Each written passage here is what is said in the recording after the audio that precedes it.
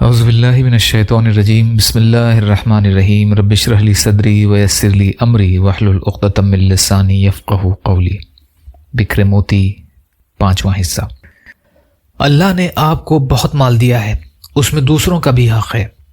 میرے دوستوں، بعض اوقات اللہ تعالیٰ نے انسان کو رزق کی فراوانی اس لیے بھی زیادہ دی ہوتی ہے کہ وہ رزق اس کا اپنا نہیں ہوتا، بلکہ وہ طلبہ، غربا اور اللہ کے دوسرے مستحق بندوں کا ہوتا ہے۔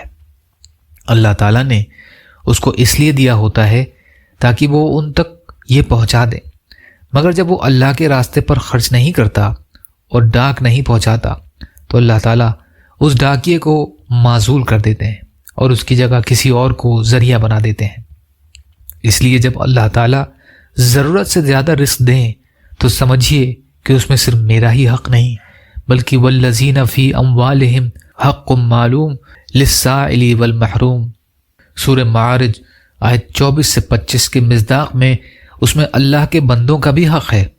آیت 24 سے 25 کے مصداق اس میں اللہ کے بندوں کا بھی حق ہے۔ یہ بھی اللہ رب العزت کی نعمتوں کا شکر ہے۔ رب کریم ہمیں اپنی نعمتوں کی قدردانی کی توفیق عطا فرما دے اور ہمیں محرومیوں سے محفوظ فرما دے، کفار کے سامنے ذلیل و رسوا ہونے سے محفوظ فرما لے، اور جس طرح پروردگار نے ہمارے سر کو غیر کے سامنے جھکنے سے بچا لیا، وہ پروردگار ہمارے ہاتھوں کو بھی غیر کے سامنے پھیلنے سے محفوظ فرما لے۔ آمین ثم آمین۔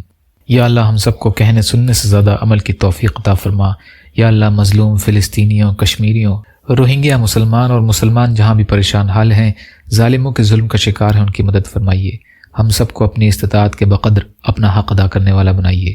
یا اللہ حلال میں سے دیجیے، حرام سے بچائیے، اپنے غیر سے بے نیاز کر دیجیے۔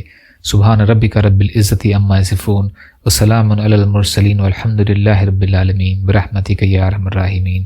لا الہ الا اللہ محمد رسول اللہ۔ السلام علیکم۔